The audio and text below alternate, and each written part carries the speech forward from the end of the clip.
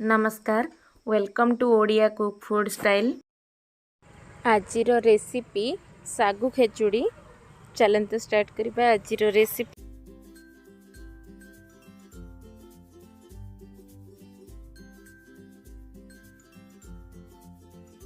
नीचे 200 ग्राम सागु ये बड़ दाना वाला सागु नहीं आपको ए भल भाव धोई नबा।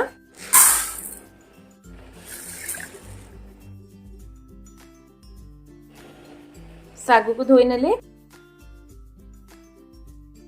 5 ରୁ 6 घंटा पाई सागु को बतरे नबा। सागु को जो 5 ରୁ 6 घंटा बतरे की रखी तो आपको मुझे गोटे जगार काढ़ी देकी भल भाव पानी निगारी देची। ये देखो ये परफेक्ट हो जाइए।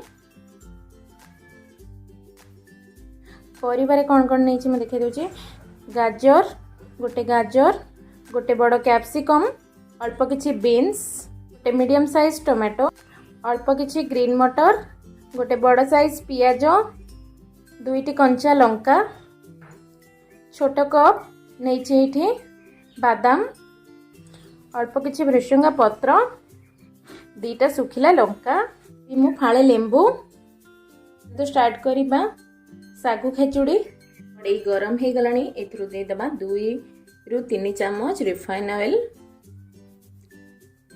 तेल एठी मीडियम गरम हेची एथिरे दे दबा गोटे तेजपत्र 2टा सुखिला लंका सोरिष फुटी गला एथिरे दे दबा भृषंगा पत्र एबे एथिरे दे दबा बादाम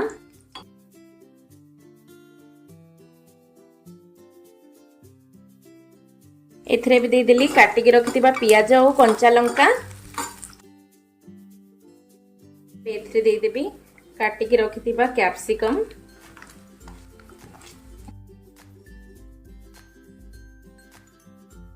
कैप्सिकम और पियाज भाजी हो गलानी एथिरे दे देबा गाजर बीन्स और टमाटो को चुटकी हलदी गुंड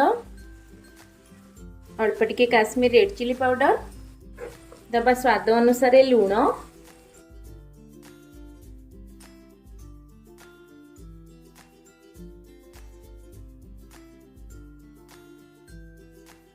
फिर ऐड करिबा ग्रीन मटर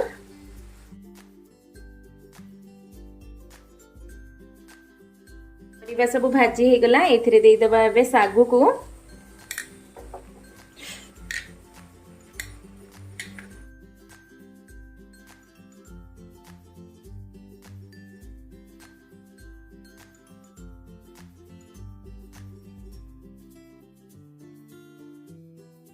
दबा फाळे लेंबूर रस गोटे छोट चम्मच चीनी 5 मिनिट घोड़े नबा। देखंतु ये रेडी हो गला गैस ऑफ कर दबा। देखंतु रेडी हो गला सागु खेचुड़ी। गोटे प्लेट रे काढ़ी दबा।